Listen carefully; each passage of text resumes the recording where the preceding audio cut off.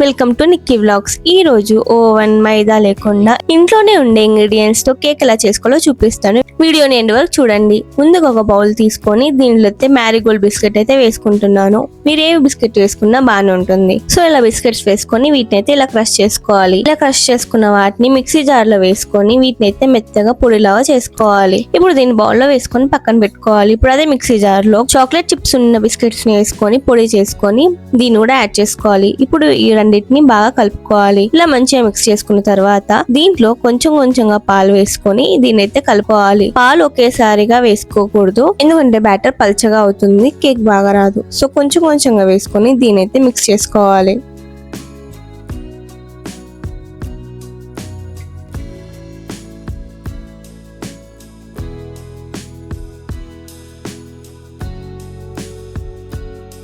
So వీడియోలో చూపించినట్లుగా ఈ విధంగా అయితే బ్యాటర్ కన్సిస్టెన్సీ ఉండాలి. ఇప్పుడు దీంట్లో ఒక టేబుల్ స్పూన్ బేకింగ్ సోడా వేసుకొని కొంచెం పాలు యాడ్ చేసుకొని కలుపుకోవాలి. బేకింగ్ సోడా లేని వాళ్ళు నో ఫ్లేవర్ ఈనోని వేసుకోవచ్చు.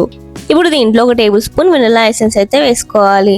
మీ దగ్గర వెనిల్లా ఎసెన్స్ లేకపోతే స్కిప్ చేయండి, పర్లేదు. సో ఈ విధంగా వెనిల్లా ఎసెన్స్ వేసుకున్న తర్వాత దీన్ని అయితే ఈ విధంగా కలుపుకోవాలి.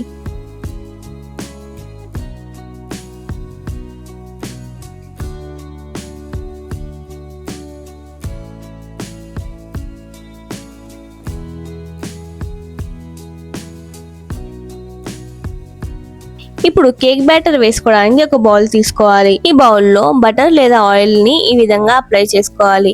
ఇలా అప్లై చేసుకున్న తర్వాత దీని మీద మైదా పిండిని చల్లుకొని వీడియోలో చూపించినట్లుగా ఈ ప్రాసెస్ అయితే చేసుకోవాలి.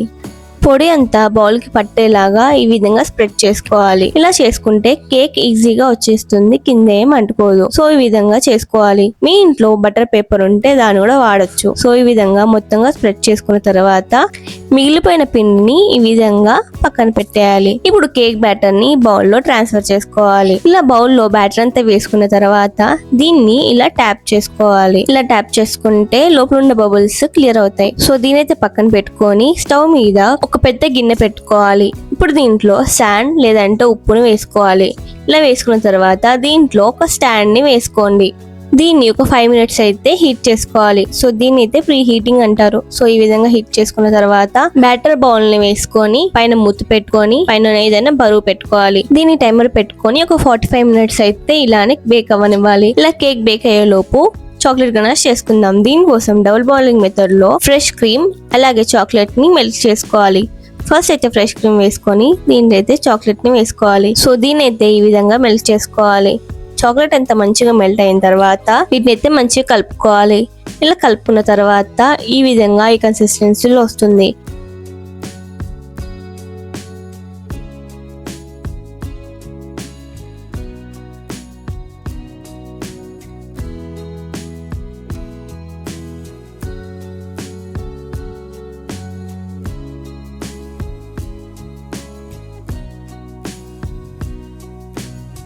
ఇప్పుడు దీంట్లో ఫ్లేవర్స్ కోసం ఒక టేబుల్ స్పూన్ వెనిల్లా ఎసెన్స్ వేసుకొని మంచిగా కలుపుకోవాలి. సేమ్ ప్రాసెస్ లో వైట్ చాక్లెట్ ని కూడా మెల్ట్ చేసుకోవాలి. ఇలా ఈ విధంగా మెల్ట్ చేసుకొని వీటిని అయితే పక్కన పెట్టుకోవాలి.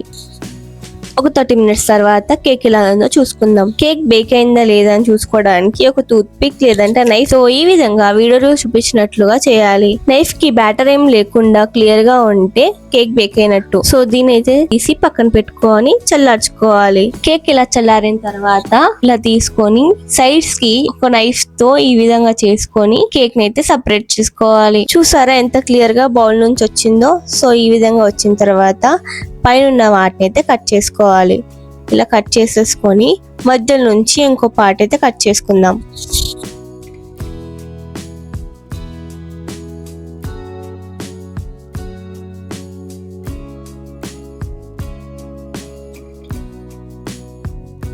ఇలా 2 పార్ట్స్ గా కట్ చేసుకున్న తర్వాత దీని మీద మనం ముందుగానే చేసుకున్న చాక్లెట్ గనాష్ ని వేసుకొని కేక్ ని పైనుంచి పెట్టేయాలి. ఇప్పుడు దీని మీద కూడా చాక్లెట్ గనాష్ ని అప్లై చేద్దాం. ఇలా కేక్ మొత్తానికి అప్లై చేసుకోవాలి.